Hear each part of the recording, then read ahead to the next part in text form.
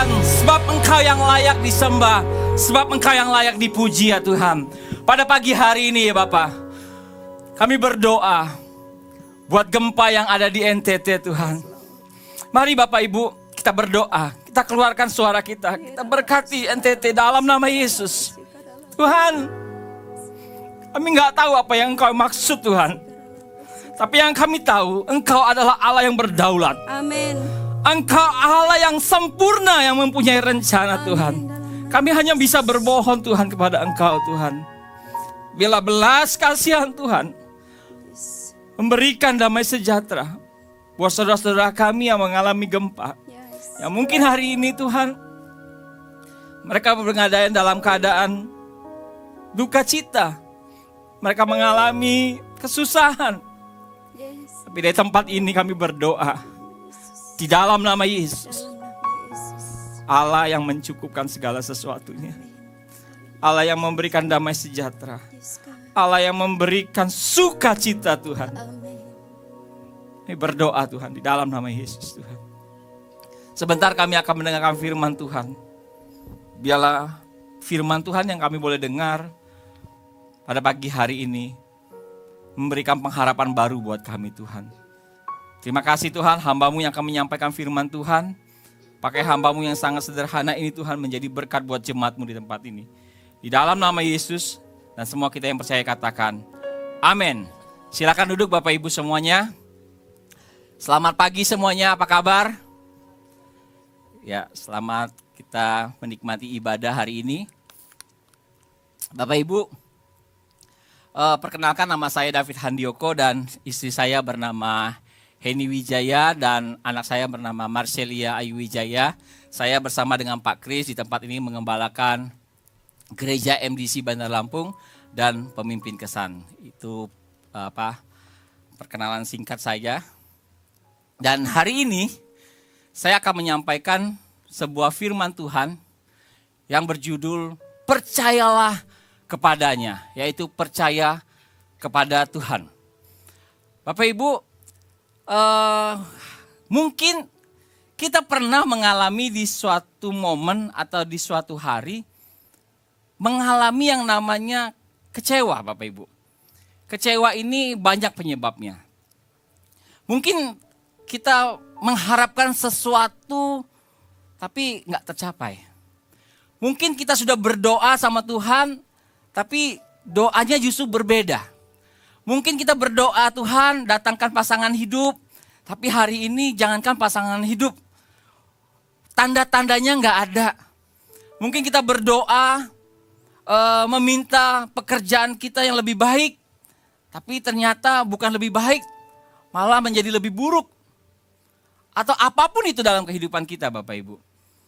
Yang menyebabkan kita itu jadi seperti ngerasa kok gini ya, saya sudah berseru sama Tuhan, saya sudah minta pertolongan sama Tuhan, tapi Tuhan tidak menjawab ya Bapak Ibu.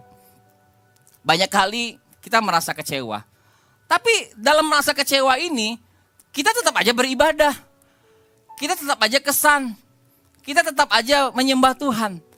Tapi Bapak Ibu perlu ketahui bahwa penyembahan kita adalah penyembahan yang palsu. Karena orang yang kecewa, sekali lagi, orang yang kecewa, orang itu sebenarnya di dalam hatinya tidak ada damai sejahtera. Yang setuju boleh tepuk tangan Bapak Ibu. Orang yang kecewa, orang yang diselimuti dengan rasa ketidakpuasan, pasti dalam hidupnya penuh dengan yang namanya kepahitan. Bagaimana bisa orang yang penuh dengan rasa kepahitan, penuh rasa kecewa, itu bisa menyembah dengan benar Bapak Ibu. Sebuah cerita, kalau kita melihat film di TV gitu ya, di layar kaca. Pada dasarnya aktor atau artis itu sedang berakting. Misalnya, ayo kamu lagi adegan sedih. Tapi kalau orang gak bisa sedih bagaimana? Betul gak? Saya gak biasa sedih, tapi saya disuruh sedih. Kalau film itu skenarionya menuntut kita untuk sedih. Maka sang sutradara berkata, ya kamu pura-pura aja sedih. Alhasil ya memang seperti itu. Jadi kalau kita nonton di layar kaca Bapak Ibu, Mereka tuh sedang acting semua. Kadang-kadang sedih, kadang-kadang gembira, kadang-kadang setengah sedih, setengah gembira. Semua itu di layar kaca kelihatan adalah acting. Tapi bagaimana dengan hidup kita? Kita ini gak bisa acting di hadapan Tuhan Bapak Ibu. Karena dari hatimu terpancarlah kehidupan itu. Kalau engkau lagi berduka, gak bisa ditutupi. Kalau engkau lagi kecewa, gak bisa ditutupin Bapak Ibu. Mungkin kita datang di tempat ini, saya gak tahu apa keadaan Bapak Ibu sekarang. Tapi Bapak Ibu tetap bisa menyembah Tuhan. Tapi Tuhan katakan, jangan jadi penyembah yang palsu. Yang Tuhan mau adalah penyembah-penyembah yang benar. Maka itu tidak banyak iman orang Kristen menjadi rontok gara-gara gagal untuk memahami ini. Itu juga yang terjadi Bapak Ibu. Ada sebuah dialog yaitu Nabi Habakuk yang terdapat di dalam Habakuk 1:5-6. Ini menceritakan bagaimana dialog di mana Nabi Habakuk ini merasa kok Tuhan itu nggak pernah menolong, bukan nggak pernah menolong. Tuhan kok nggak menyatakan kedaulatan Tuhan, pembelaan terhadap bangsa Yehuda. Nah ini juga memberikan suatu peringatan buat kita semua bahwa terkadang apa yang kita minta sama Tuhan belum tentu semuanya itu berjalan dengan rencana kita Bapak Ibu.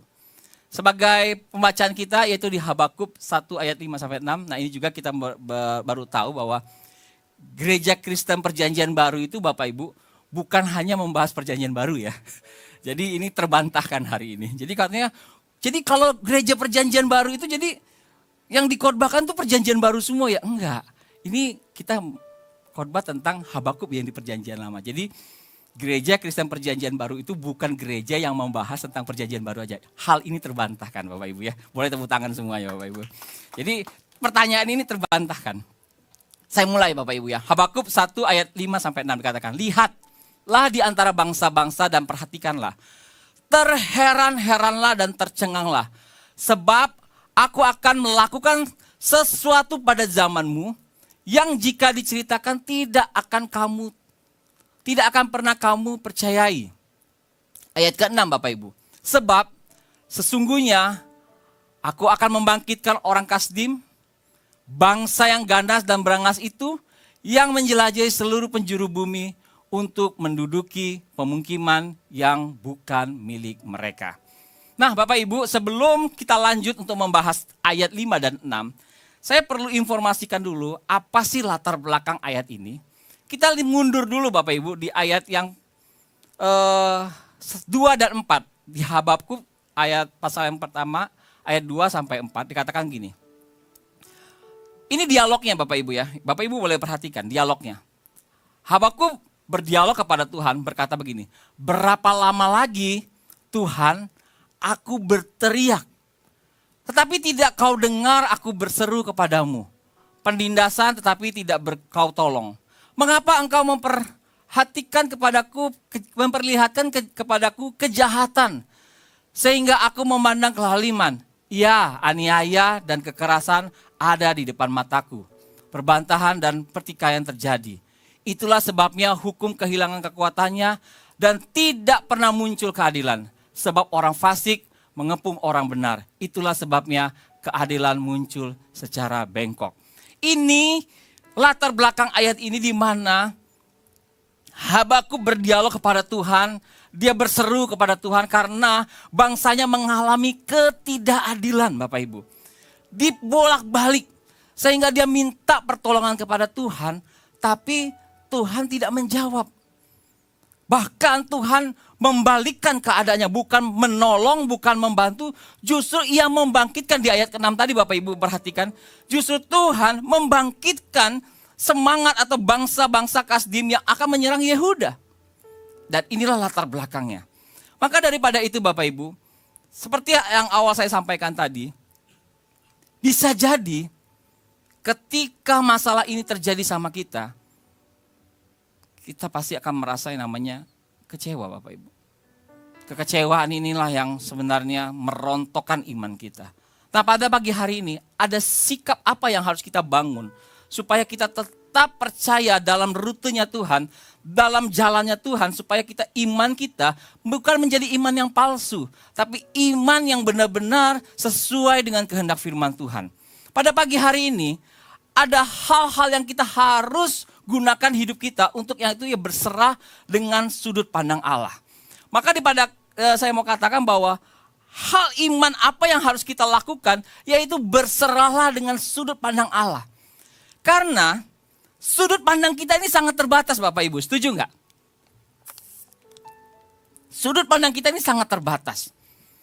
Kita bisa melihat mungkin daerah sekitar apa yang kita bisa jangkau dengan mata kita.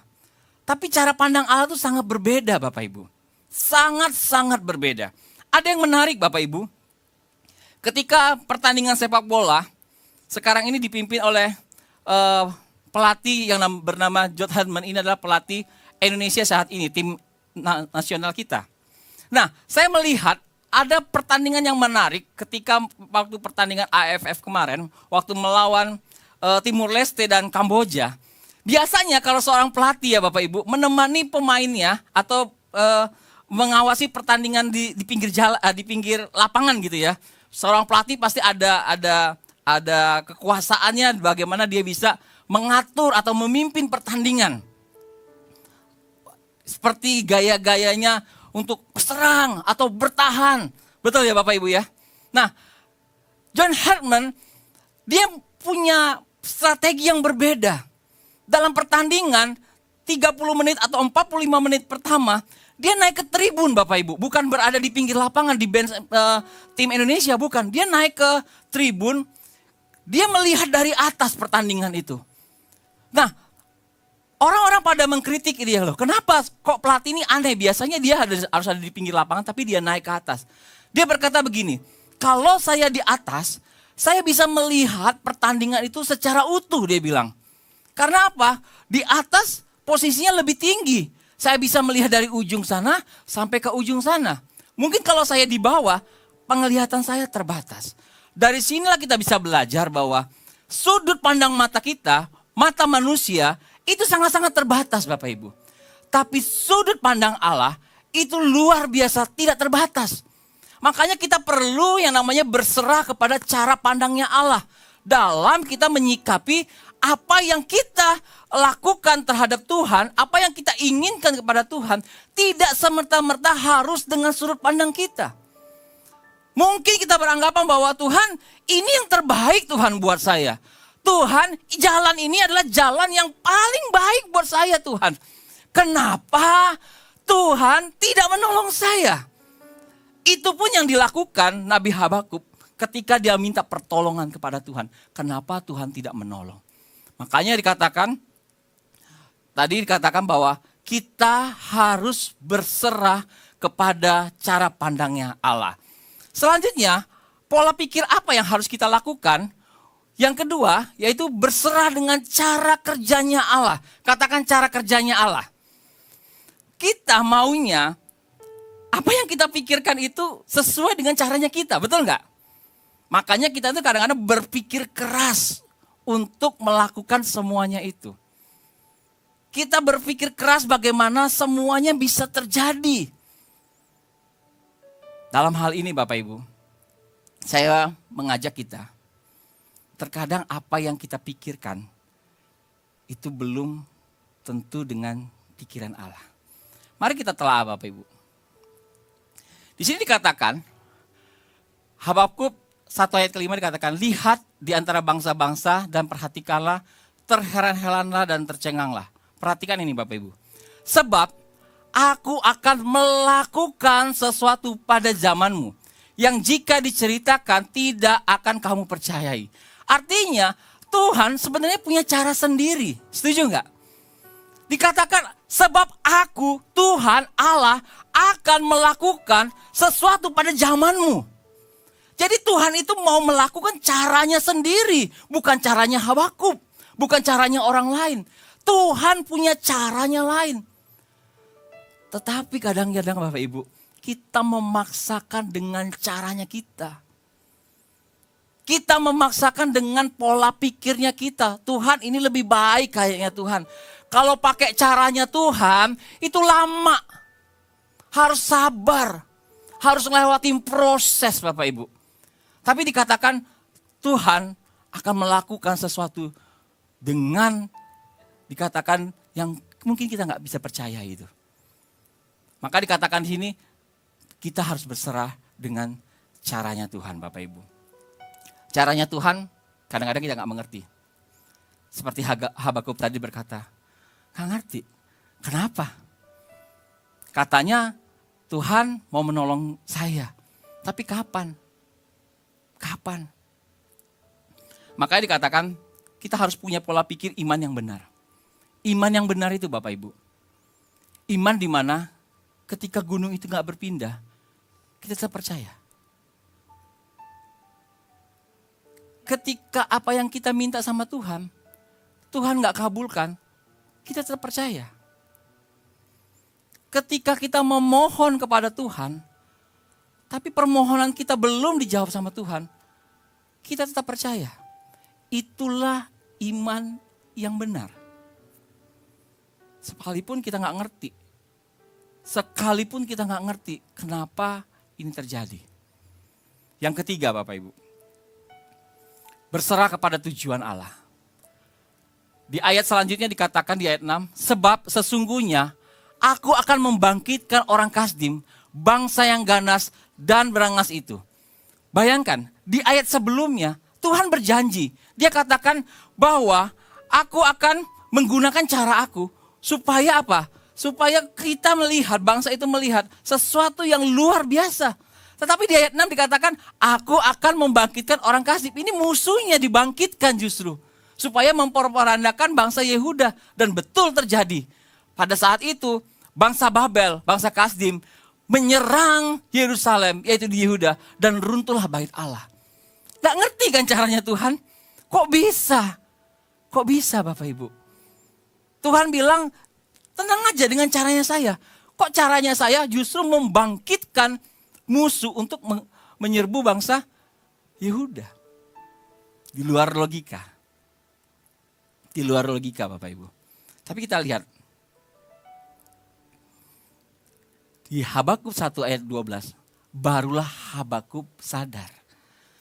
Ternyata dari caranya Tuhan dengan tujuan Tuhan akan menimbulkan ini Bapak Ibu. Bukankah engkau ada sejak dulu Tuhan Allahku yang Maha Kudus. Kami tidak akan mati, ya Tuhan. Mereka telah kau tetapkan untuk menghukum. Ya gunung batu, telah kau tentukan mereka untuk menghajar. Ternyata Bapak Ibu, kalau Bapak Ibu nanti di rumah punya kesempatan membaca ayat ini sampai ayat ke-12. Ternyata Tuhan izinkan itu terjadi supaya apa? Supaya bangsa Yehuda mengerti akan konsekuensi dari ketidaktaatan. Makanya bangsa itu dihukum sama Allah. Supaya apa? Mereka tuh tahu loh, ini loh kamu tuh salah. Nah dari keseluruhan ini ternyata kita harus melihat utuh Bapak Ibu. Bagaimana Tuhan itu bekerja. Bapak Ibu pernah nonton film India Bapak Ibu? Film India itu kira-kira jagoannya menang dulu atau kalah dulu? Kalah dulu ya, betul ya? Kalau kita nonton film India, gergetan Bapak Ibu. Jagoannya itu disiksa-siksa dulu. Buk, sampai udah mukanya udah hancur-hancuran, keluar darah, udah mau mati. Tiba-tiba, dendeng ada kekuatan. Nah, dia bisa maju, menghajar musuhnya terheran. Dan pasti endingnya jagoannya siapa? Menang, betul nggak? Itu udah pasti. Jadi kalau nonton film India sebenarnya nggak tegang-tegang banget. Pasti jagoannya menang. Nah, saya mau kasih contoh begini Bapak Ibu. Kalau kita nonton film, mau di bioskop, mau di rumah atau di apapun ya. Kita pernah nonton nih dari awal sampai akhir. Terus ada teman lagi ngajak nonton film yang sama. Kira-kira apa yang terjadi sama kita? Ah males lah. Sudah tahu kan ceritanya, betul nggak? Nggak tegang lagi nontonnya, udah tahu dong. Oh nanti di jam segini nanti begini, jam segini gini, betul nggak? Sebenarnya yang terjadi, Tuhan itu seperti sutradara dalam hidup kita. Sebenarnya itu Tuhan tuh udah tahu sebenarnya apa yang terjadi dalam rencana dalam kehidupan kita. Dari nol kita bayi, lahir di dunia ini sampai kita meninggal nanti, Tuhan tuh udah tahu sebenarnya. Makanya Tuhan gak tegang-tegang banget dengan kehidupan kita. Setuju gak? Kitanya aja yang gak tahu film kita, maka kita tegang hidup ini. Besok gimana ya? Seperti kita baru nonton film nih. Wah, nanti gimana ya? Tahun depan gimana? Kita tegang nih, betul gak? Penyakit saya ini bisa sembuh gak ya? Masalah saya ini bisa sembuh gak ya? Karena kita gak tahu. Tapi Allah udah pernah nonton film kita.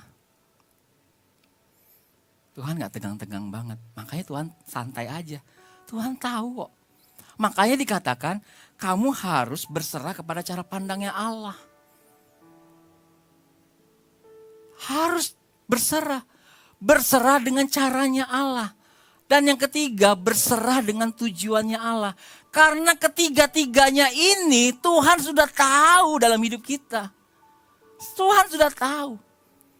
Tapi kita selalu pakai caranya kita.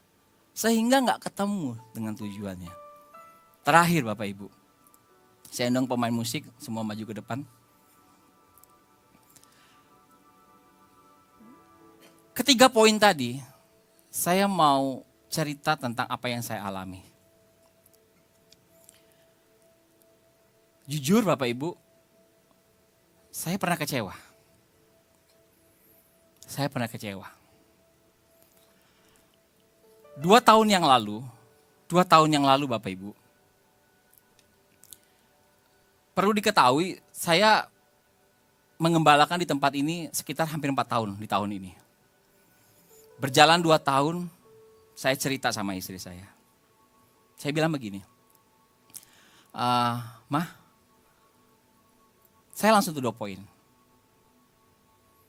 Boleh nggak kalau saya melayanin gembala full di gereja? Istri saya nggak kasih jawaban. Karena kami komitmen memang menjadi gembala di tempat ini tidak full menjadi gembala.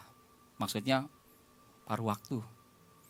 Saya punya pekerjaan di marketplace, sementara saya harus mengembalakan di tempat ini. Alasan saya kepada istri saya adalah karena saya nggak maksimal. Saya nggak mau status saya menjadi seorang gembala, tapi saya nggak ada di tengah-tengah domba-domba. Saya bergumul sama Tuhan. Tuhan, kenapa Engkau panggil saya menjadi gembala? Tapi saya nggak punya waktu untuk hadir di tengah-tengah domba. Bukankah seorang gembala itu harus hadir ya di tengah-tengah domba-dombanya? Itu yang jadi pergumulan saya Bapak Ibu. Itu dialog saya sama Tuhan. Saya sampaikan kepada istri saya. Dan istri saya bilang, nanti ajalah. Nggak apa-apa. Saya jalanin aja. Tapi makin lama, panggilan itu semakin nyata. Kalau engkau mengasihi aku, gembalakanlah domba-dombaku. Itu terus ada dalam diri saya. Bapak Ibu, dalam pelayanan, mungkin teman-teman kita bisa menggeser pelayanan kita. Mungkin koordinator bisa menggeser pelayanan kita. Apapun itu. Tapi yang namanya panggilan, gak ada satu orang pun yang bisa menggeser. Saya dalam berdoa, Tuhan, saya terpanggil. Dan ini panggilan. Tapi Tuhan, saya gak punya waktu. Saya harus bekerja untuk mencukupi kebutuhan keluarga saya. Saya gak punya waktu. Di tahun 2026, saya ngomong lagi sama istri saya. Berarti 2 tahun yang lalu dan tahun ini 2006 saya ngomong lagi. Saya lebih berani lagi mengutarakan kepada istri saya, gak bisa. Gak bisa. Saya harus memberikan waktu hidup saya untuk jemaat. Gak bisa begini. Sampai saya bilang, kalau saya nggak bisa melayani jemaat dengan baik, mendingan saya nggak usah jadi gembala. menjadi jemaat aja. Titik. Karena nggak mau status saya hanya jadi gembala. Tapi jemaat nggak merasakan kehadiran gembala itu.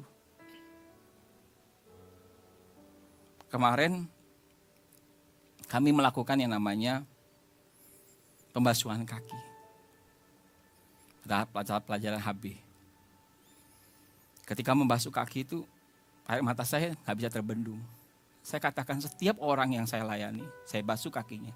Saya berkata begini, maafin saya ya, kalau mungkin saya jadi gembala, tidak maksimal melayani jemaat, termasuk Bapak. Saya basuh kakinya. Bapak Ibu, apa yang saya rindukan, saya ungkapkan itu. Istri saya akhirnya berkata, ya udah, kalau memang itu pilihan kamu.